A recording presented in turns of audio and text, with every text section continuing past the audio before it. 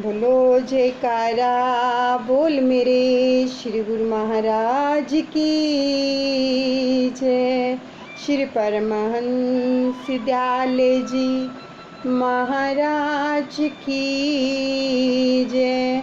कृष्ण कन्हैया लाल की जय। जय जय श्री राधे श्याम।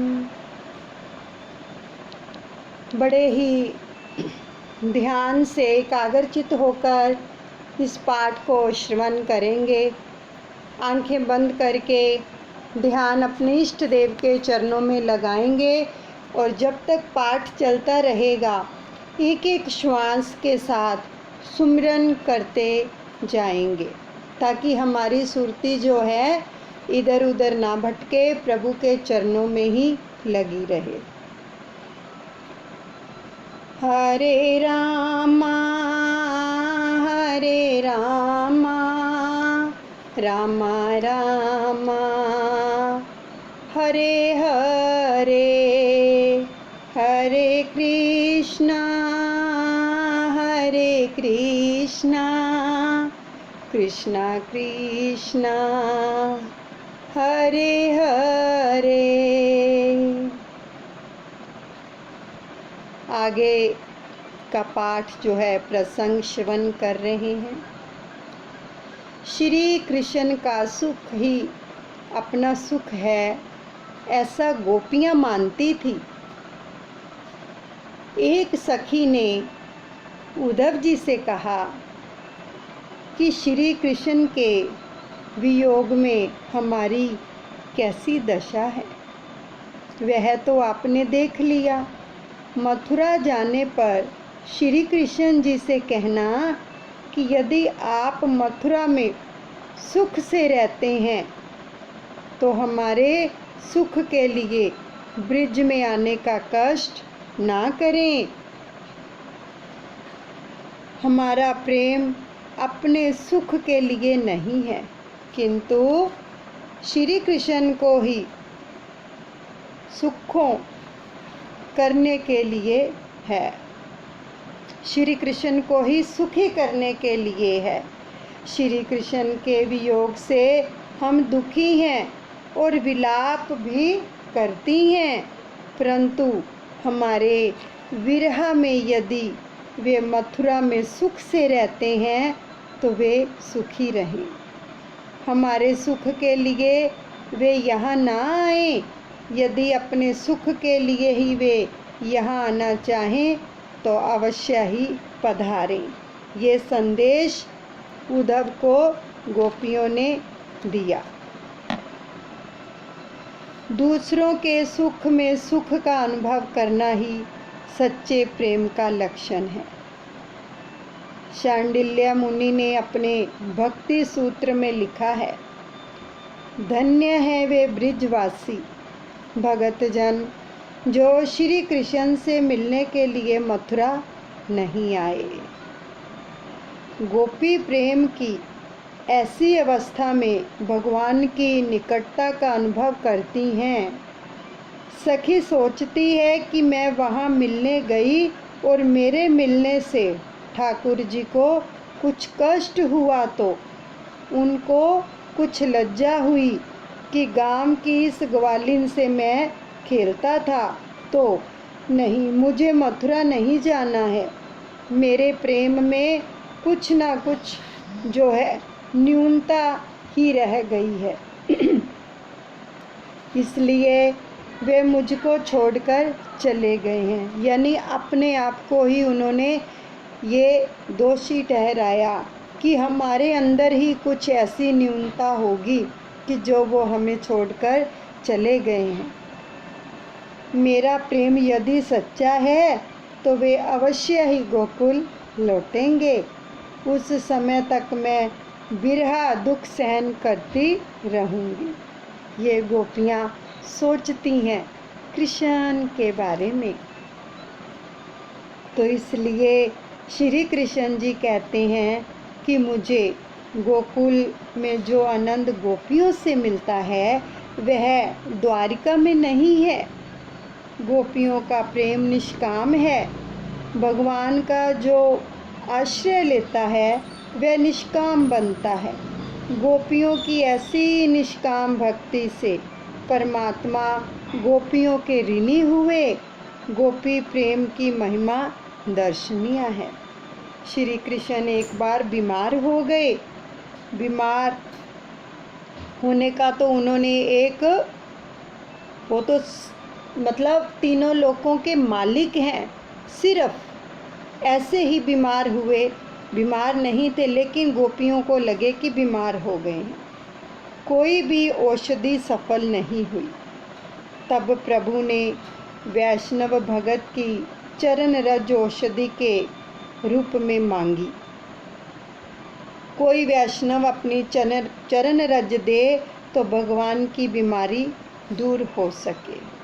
कि जब भगवान से पूछा गया कि आपका ये संकट कैसे दूर होगा, तब उन्होंने क्या फरमाया कि कोई वैष्णव यानी कि कोई गोपी की चरण रज लाकर मुझे दे दे और मैं ठीक हो जाऊंगा। तो भगवान की रानियों ने चरण रज मांगी। जो भगवान की रानियां थी, रुक्मणी, सत्यभामा और भी, उन सब से चरण रज मांगी गई। सभी रानियों को आश्चर्य हुआ। प्राणनाथ को चरण रज दें तो यह महापाप होगा और नरक में जाना पड़ेगा। ये रानियां सोचने लगी कि अगर हम अपने पैरों की चरण रज दे देती हैं तो वो तो हमारे पति हैं, तो अगर हम ऐसा करती हैं तो हमें पाप लगेगा और हमें नरक में जाना पड़ेगा। तो नरक में कौन जाए, हम तो चरण रज नहीं देंगी। उन्होंने मना कर दिया, इनकार कर दिया। तो दूसरों से भी चरण रज मांगी गई। कोई भी चरण रज देने के लिए तैयार नहीं हुआ। ये प्रेम देख रहे हैं, देखो किसके साथ उनका गूढ़ प्रेम है। अंत में बात गोपियों तक पहुंच गई और गोपियों ने सुना कि उनके कृष्ण बीमार हैं। यदि वे भले चंगे हो सकते हैं तो हम अपनी चरण रज देने को तैयार हैं। जब बात गोपियों तक पहुंच गई तो वो अपनी चरण रज देने के लिए तैयार हो गई कि अगर हमारे कृष्ण ठीक हो जाते हैं तो हम अपनी चरण रज दे देंगी, लेकिन हम ये बर्दाश्त नहीं करेंगी कि उनके कृष्ण को कोई कष्ट हो। तो इसके लिए हम कोई भी दुख सहने के लिए तैयार हैं, ये गोपियों ने कहा। उनको नरकों से कोई डर नहीं लगता था, केवल कृष्ण से प्रेम है कि कृष्ण हमारे हैं, इनको कोई कष्ट नहीं होना चाहिए। जो अपना कन्हैया सुखी है, भला चंगा होता है, तो हम नरक यातना भी भुगत लेंगे। ये गोपियों ने कह दिया। तो उन्होंने अपनी चरण रज दे दी। गोपियों ने, श्री कृष्ण की बीमारी दूर हो गई। तो सच्चे निष्काम प्रेमी की परीक्षा भी हो गई कि कौन कौन प्रेम करता है सच्चा प्रभु से, जो कि उनके प्रेम के आगे नरक को भी कुछ नहीं समझते हैं। तो भागवत का फल है निष्काम भक्ति। निष्काम भक्ति भगवान को बहुत ही प्रसन्न करती है। गोपियों की जैसी निष्काम भक्ति की आदत डालो। भक्ति से मुक्ति मिलती है और भक्ति के बिना ज्ञान और वैराग्य प्राप्त नहीं हो सकते। बिना ज्ञान की भक्ति अंधी है। बिना ज्ञान की भक्ति अंधी है और बिना भक्ति के ज्ञान पंगु है। आदत और हाजत जरूर पर नियंत्रण रखा जाए तो मानव प्रभु में लीन हो सकता है। भागवत का मुख्य विषय है निष्काम भक्ति। बार बार प्रभु फरमा रहे हैं कि निष्काम भक्ति से ही प्रभु मिलते हैं, भगवान मिलते हैं, परमपिता परमात्मा मिल जाते हैं।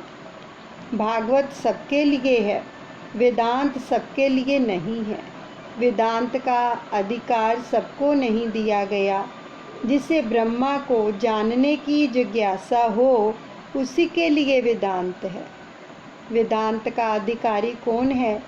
जिसने षट संपत्ति आदि की प्राप्ति की हो, वही वेदांत का अधिकारी है। किंतु भागवत तो सभी के लिए है।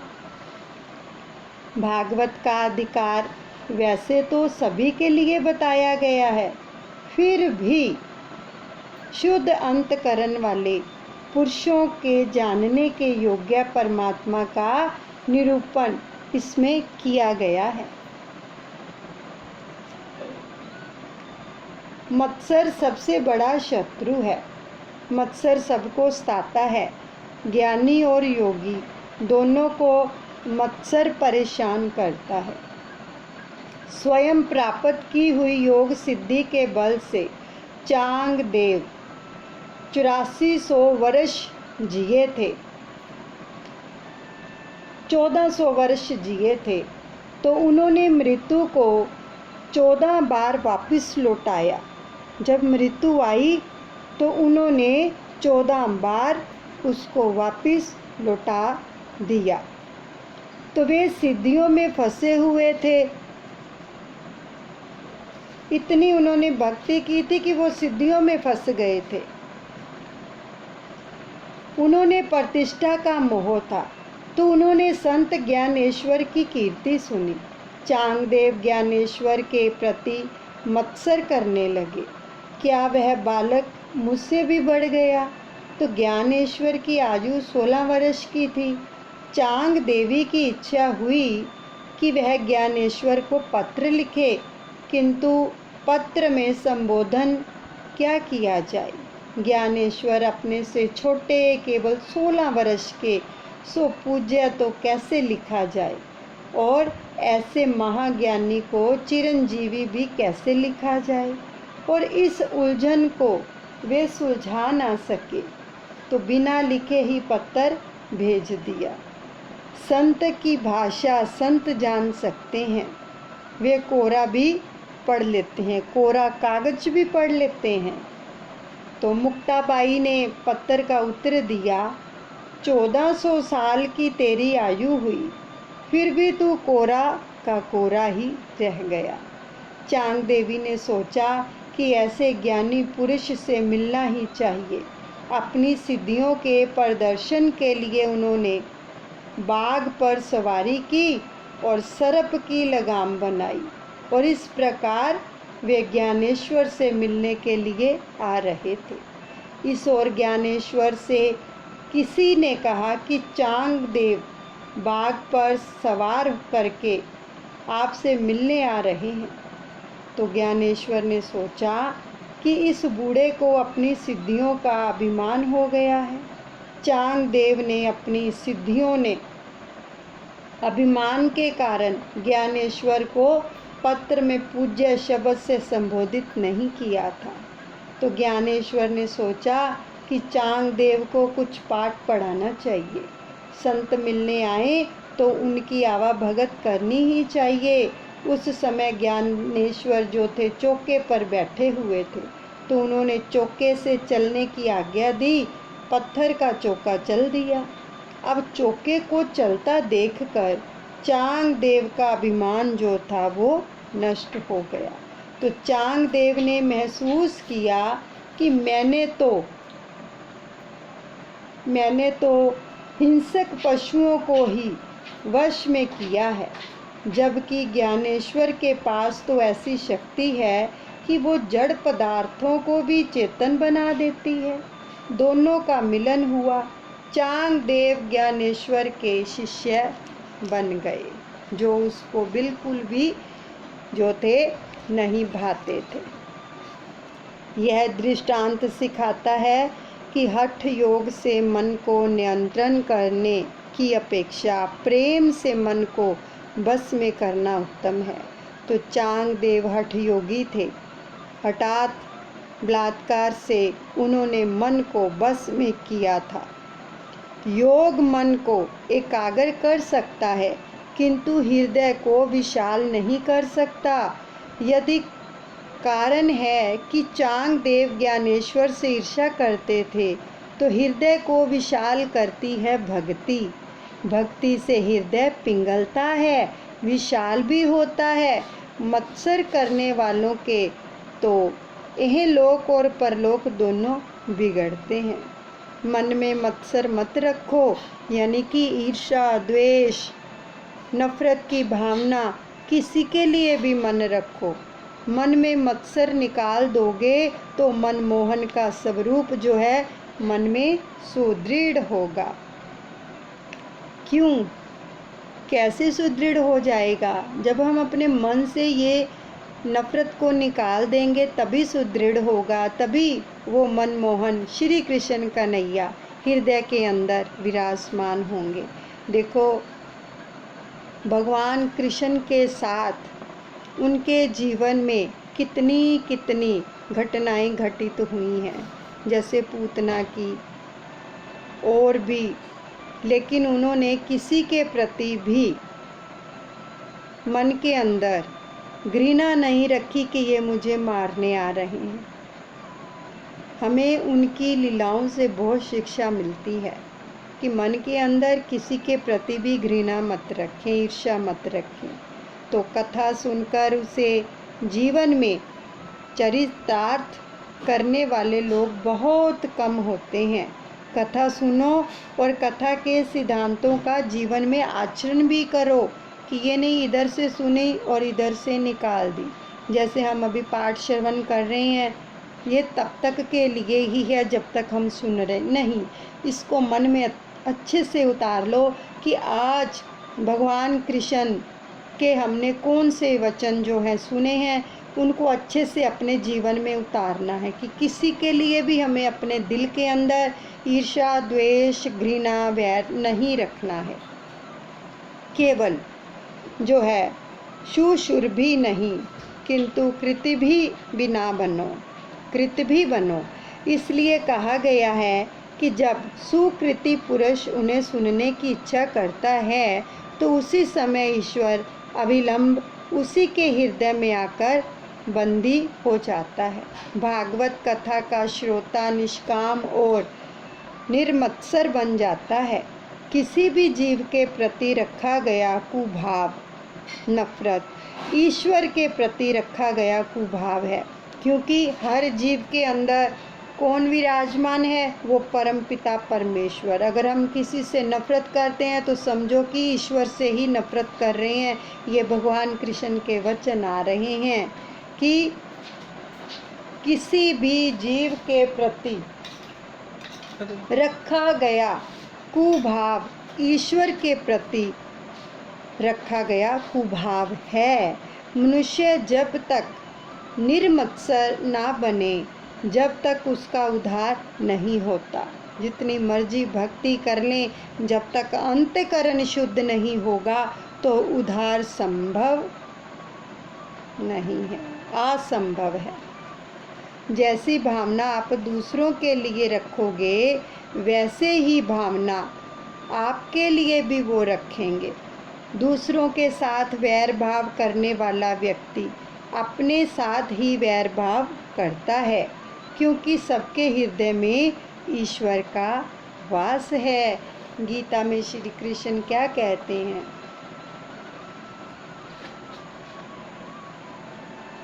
नैमिषारण्य में 88,000 ऋषियों का ब्रह्म सूत्र हुआ।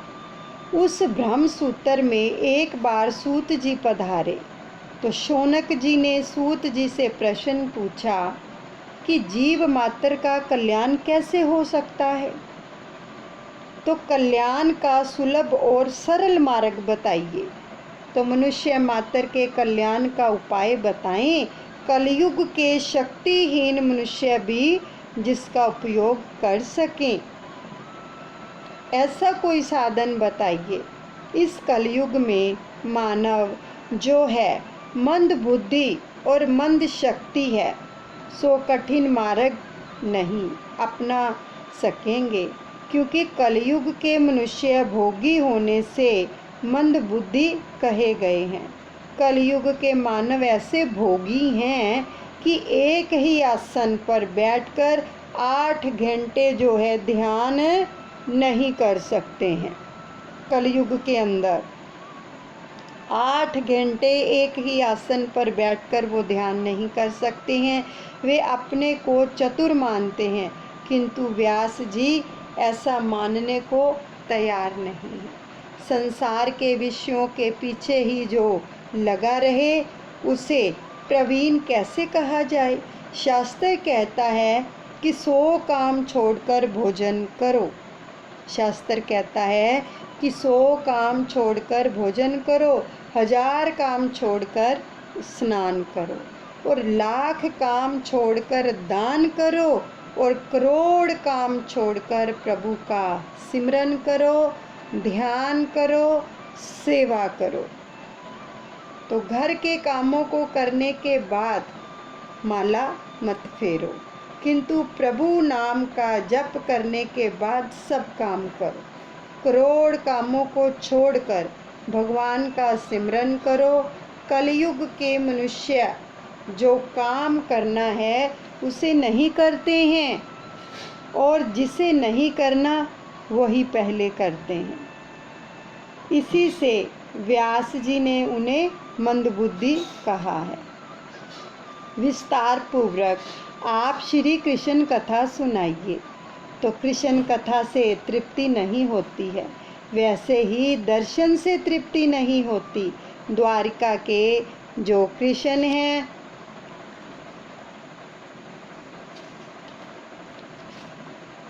द्वारिका के कृष्ण का स्वरूप दिव्य है, श्रीनाथ का स्वरूप मनोहर है। दर्शन से तृप्ति नहीं होती। भगवान की मंगलमयी अवतार कथाओं का वर्णन करो। भगवान की लीला कथा सुनकर हमें कभी तृप्त होते ही नहीं हैं हम। कलयुग में जब अधर्म बढ़ता है तब धर्म किसका आश्रय लेता है। प्रथम स्कंद में प्रथम अध्याय प्रश्नाध्याय कहलाता है। समुद्र पार करने वाले को जैसे कर्णधार का आसरा है, वैसे आप हमें मिलते हैं। आप भगवान हमारे केवट हैं। कुछ इस रीति से आप कथा सुनाएं कि जिससे हमारे हृदय जो है द्रवित हो जाएं। प्रभु की कृपा के कारण ही आप हमें मिले हैं। परमात्मा से मिलाने की आतुरता के कारण ही संत का मिलन होता है। जीव जब परमात्मा से मिलने के लिए आतुर होता है तो परमात्मा की कृपा से संत मिलते हैं। स्वाद भोजन में नहीं है, भूख के कारण ही है।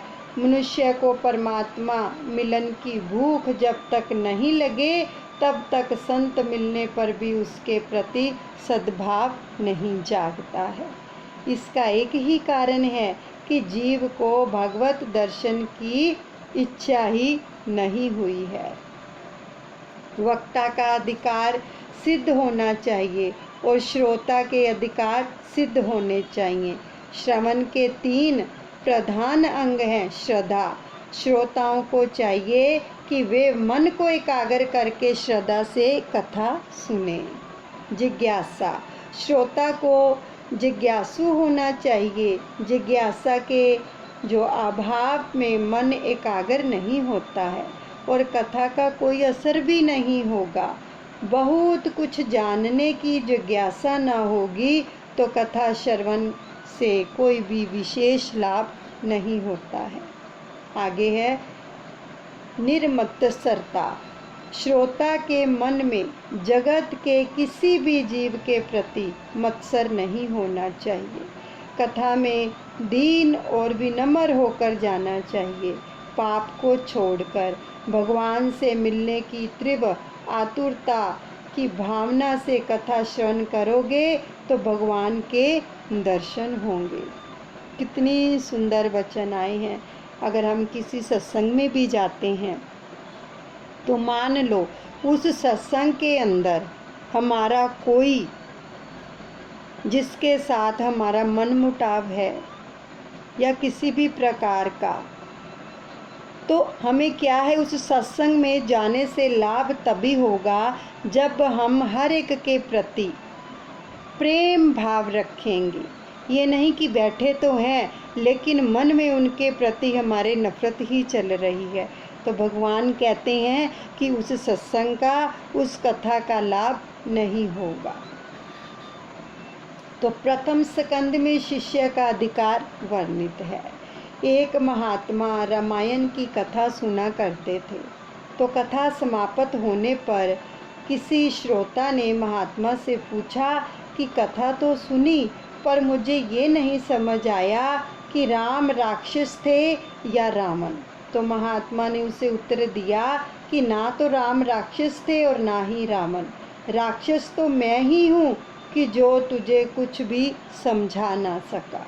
परमात्मा की कथा बार बार सुनोगे तो प्रभु के प्रति प्रेम भाव जागृत होगा। शौनक मुनि ने सूत जी से कहा कि भागवत कथा में हमको श्रद्धा है, आपके प्रति हमें आदर है, अनेक जन्मों के पुण्यों का उदा होने पर ही अधिकारी वक्ता के मुख से कथा सुनने का सौभाग्य प्राप्त होता है, जो हम सबको इस समय हो रहा है। अपने सतगुरुदेव भगवान के आशीर्वाद से और श्री कृष्णचंद्र महाराज जी की कृपा से प्रथम श्रवण भक्ति है। रुक्मणी ने अपने पत्र में लिखा था कि तुम्हारी कथा सुनकर ही तुमसे विवाह करने की इच्छा हुई थी। तो श्रुतवा शब्द वहाँ है। भगवान के गुण सुनने से उनके लिए प्रेम भाव उत्पन्न होता है और श्रोता और वक्ता दोनों विनयी होने चाहिए। सूत जी श्रोताओं को साधुवाद देते और वे कहते हैं कि कथा सुनकर तुम्हें जो करना चाहिए वह तुम करते हो, तुम शांति से सुनते हो तो मेरा मन भी भगवान में स्थिर होता है। तुम ज्ञानी हो, प्रभु प्रेम में एकदम पागल हो, परंतु मेरा कल्याण करने के लिए प्रश्न पूछते हो। कथा सुनकर मैं अपनी वाणी को पवित्र करूँगा। शिवम हिमम स्तोत्रम में पुष्पदंत ने भी कहा है कि शिव तत्व का वर्णन वैसे तो कौन कर सकता है, मैं तो अपनी वाणी को पवित्र करने वाला हूँ। आरंभ में सूत जी सुखदेव जी को वंदन करते हैं, फिर भगवान नारायण को वंदन करते हैं।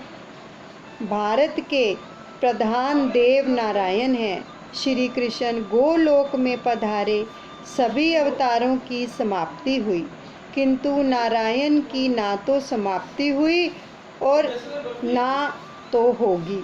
भारत की प्रजा का कल्याण करने के लिए वे आज भी तपस्याचर्या कर रहे हैं। श्री शंकराचार्य जी को नर नारायण का दर्शन हुआ तो उन्होंने कहा कि मैं तो महान योगी हूँ, इससे आपका दर्शन कर रहा हूँ, किंतु कलयुग में भोगी जन भी आपके दर्शन कर सकें, ऐसी कृपा कीजिए।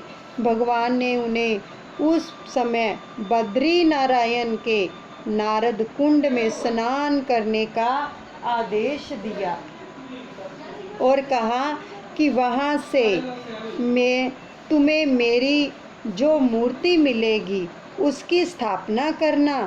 बद्री नारायण भगवान की स्थापना शंकर स्वामी ने की है। शंकराचार्य का प्रथम ग्रंथ है विष्णु सहस्र नाम की टीका। तो मन से मानव दर्शन का पुण्य बहुत लिखा गया है। नारायण को मन से प्रणाम करो, जो जाए बद्री उसकी काया सुधरी। बद्री नारायण तीर्थ में लक्ष्मी की मूर्ति मंदिर के बाहर है। तत्चर्या में स्त्री द्रव्य बालक का संग बागादाई है। नारायण ने लक्ष्मी जी से कहा, तुम बाहर बैठकर ध्यान करो, मैं अंदर बैठकर ध्यान करूँगा। एक भगत ने बद्री नारायण के पुजारी से पूछा कि इतनी कड़ाके की सर्दी में चंदन से ठाकुर जी की पूजा क्यों करते हो?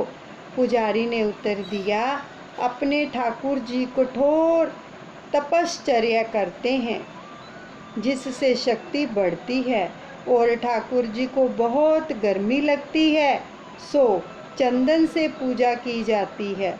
तो सूत जी सरस्वती को व्यास जी को वंदन करके कथा का आरंभ करते हैं।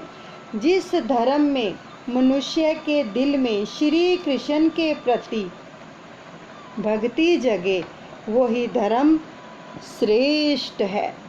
भक्ति भी ऐसी होनी चाहिए कि जिसमें किसी भी प्रकार की कामना ना हो। निष्काम तथा निरंतर भक्ति के से हृदय आनंद रूप परमात्मा की प्राप्ति करके कृत्य हो जाता है। सूत जी कहते हैं, जीव आत्मा अंश है और परमात्मा अंशी है। अंशी से अंश अलग हो गया और इसलिए वह दुखी है। अंशी अर्थात परमात्मा में मिल जाने पर ही जीव कृतार्थ होता है। परमात्मा कहते हैं कि तू मेरा अंश है, तू मुझसे मिलकर कृतार्थ होगा। नर नारायण का अंश है, तो अंश नर अंशी नारायण में जब तक ना मिल जाए तब तक उसे शांति नहीं मिलेगी। मैंने यह नियम निश्चित किया है कि अपने परमात्मा का आश्रय लेकर उनके साथ मुझे एक होना है। किसी भी प्रकार से ईश्वर के साथ एक होना है। ज्ञानी ज्ञान से अभेद सिद्ध करता है, तो वैष्णव महात्मा प्रेम अद्वैत सिद्ध करते हैं। प्रेम की परिपूर्णता अद्वैत में ही है। भगत और भगवान अंततः एक ही हो जाते हैं। गोपी और कृष्ण एक हो गए थे। जीव और ईश्वर कैसे अलग हो गए, इसकी चर्चा करने की जरूरत नहीं है। ईश्वर से जीव का जो है वियोग हुआ है, यह सत्य है।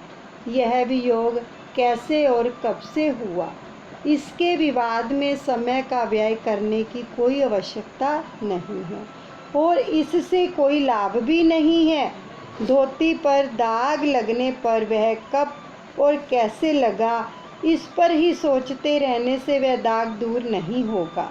उस दाग को दूर करने पर ही वह धोती जो है स्वच्छ होगी। इस तरह ईश्वर से मिलने का प्रयत्न करें, यही जो है इष्ट है।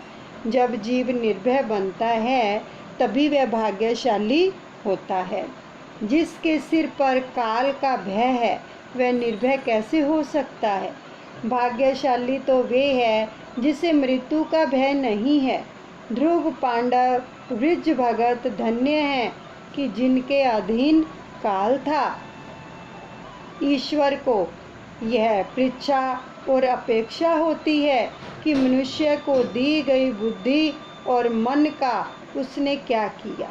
जीव को मृत्यु के दिन अर्थात हिसाब देने के दिन भय लगता है। जो जिसका जीवन साफ है उसका हिसाब भी साफ है। मृत्यु के समय कई लोगों के प्राण नहीं निकलते हैं। कितने कितने दिन वो दुख भोगते रहते हैं, पीड़ा और दर्द से कुर्लाते रहते हैं। अंत समय जब आता है तो इसी प्रकार से कर्मों का हिसाब किताब होता है। लेकिन जिन्होंने अपने जीवन के अंदर उस परम पिता परमात्मा को ध्याया है और अपना अंतकरण शुद्ध किया है, साफ किया है, तो उनका जीवन भी साफ होता है। उनको कोई लेखा नहीं देना पड़ता। वो किस प्रकार से चले जाते हैं पता भी नहीं चलता है। जिस दिन इनकम टैक्स का अधिकारी किसी गृहस्थ से 1,00,000-2 लाख रुपए का हिसाब मांगता है तो वह गृहस्थ जो है डर जाता है। तो फिर जब ईश्वर सारे जीवन का हिसाब मांगेगा तो क्या दशा होगी। इसीलिए अभी से चेत जाना चाहिए। जितना भी हमारा जीवन बीत गया है, प्रभु फरमा रहे हैं कि हिसाब किताब तो लिया जाएगा कि जीवन में क्या क्या किया है, कौन कौन से कर्म किए हैं। अब दो हिसाब किताब। तो क्या इसका अभी कभी विचार किया है कि अंत समय क्या होगा हमारे साथ?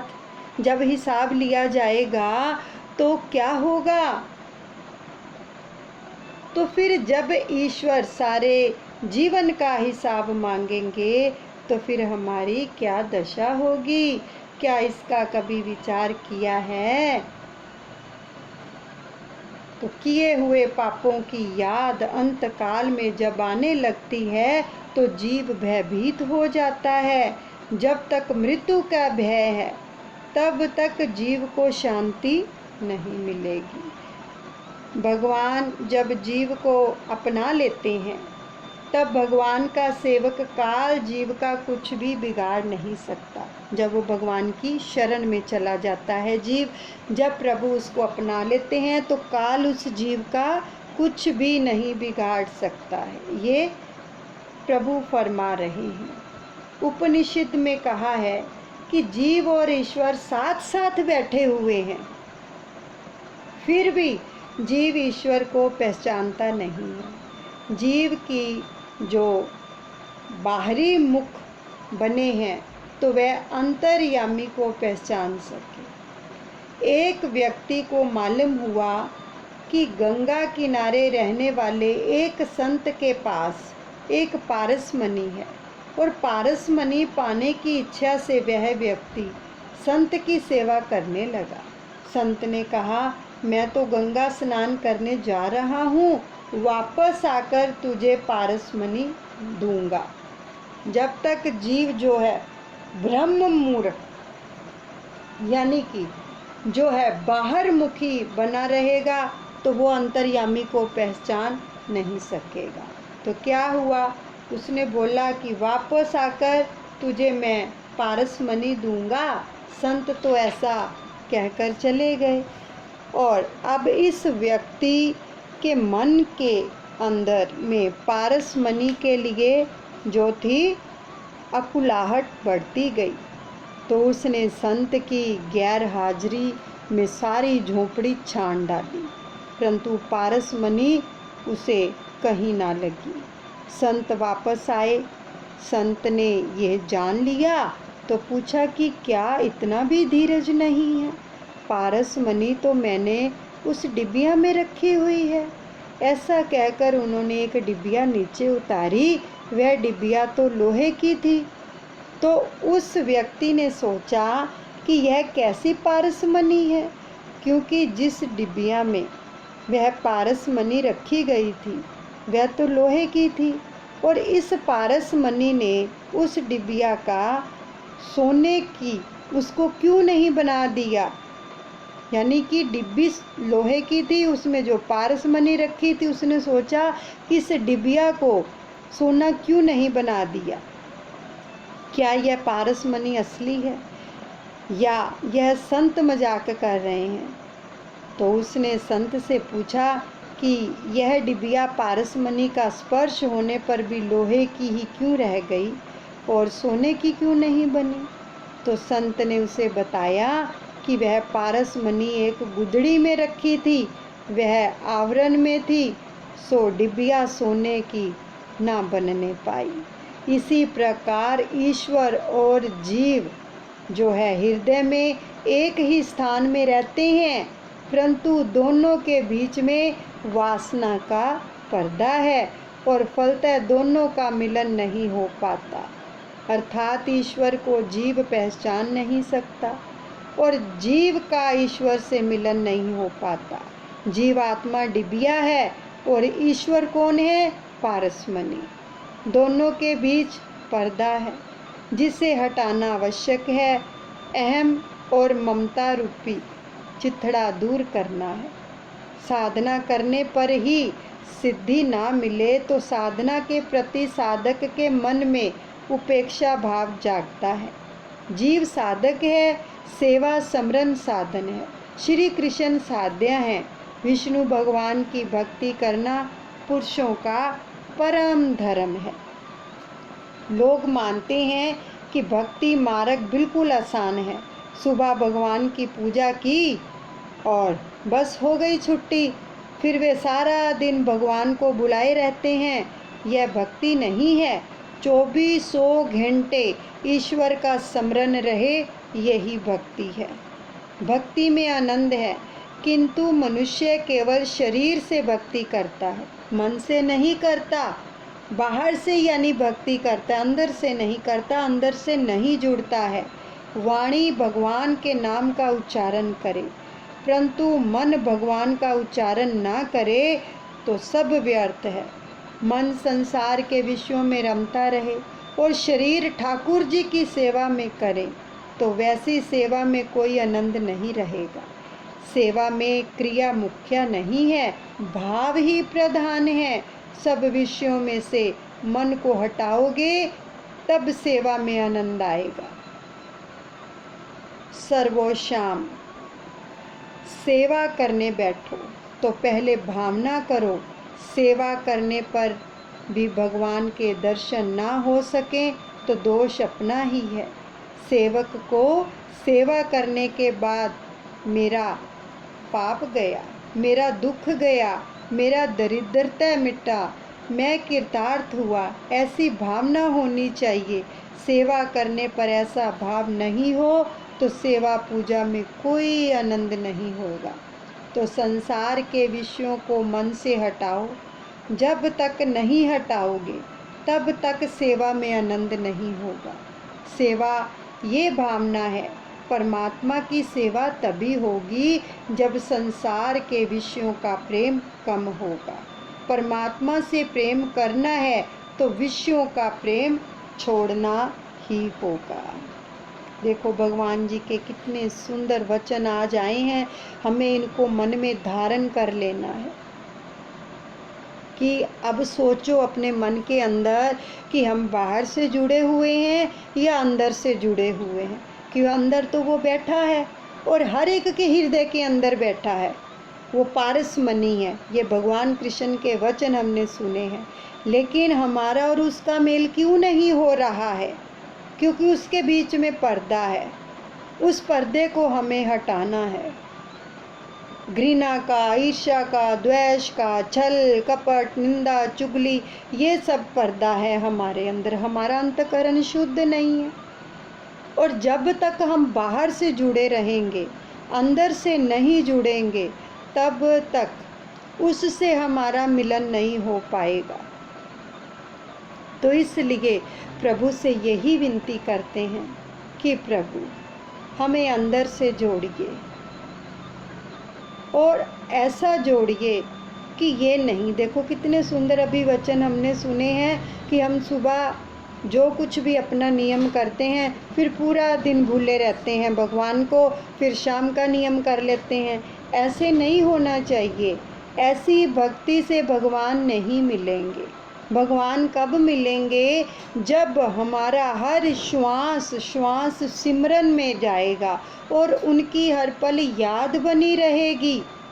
चाहे हम कोई भी कार्य कर रहे हैं, उस प्रभु की दिल में याद बनी रहे, दिल में उसका भान होता रहे, दिल में भास होता रहे, तभी हमारे हृदय के अंदर वो प्रभु विराजमान होंगे। और हम उस पारस मणि के साथ जब टच हो जाएंगे तो क्या हो जाएगा? हमारा मन भी क्या होगा? प्रभु के साथ मिलकर प्रभु में लय हो जाएगा, तभी भक्ति का आनंद आएगा। तो इसलिए हमें बस अपने सतगुरुदेव भगवान से, श्री कृष्ण कन्हैया से, राधा रानी से उनके श्री चरण कमलों की भक्ति मांगनी है और ऐसा आशीर्वाद मांगना है कि हम अंदर से जुड़ें, बाहर से नहीं। और जो जीव अंदर से जुड़ जाता है उसको ये बाहरी चीज़ें अच्छी नहीं लगेंगी। फिर वो अंदर से जुड़ जाएगा अपने प्रीतम से, उस परमपिता परमात्मा से। आगे का जो पाठ है वो कल श्रवण करेंगे।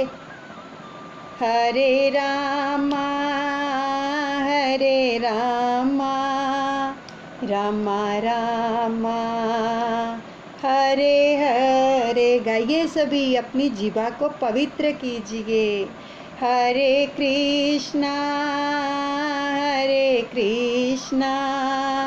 कृष्णा कृष्णा हरे हरे, हरे रामा रामा रामा हरे हरे, हरे कृष्णा कृष्णा कृष्णा हरे हरे। बोलिए सतगुरुदेव भगवान की जय। श्री कृष्ण कन्हैया लाल की जय। राधिका रानी की जय।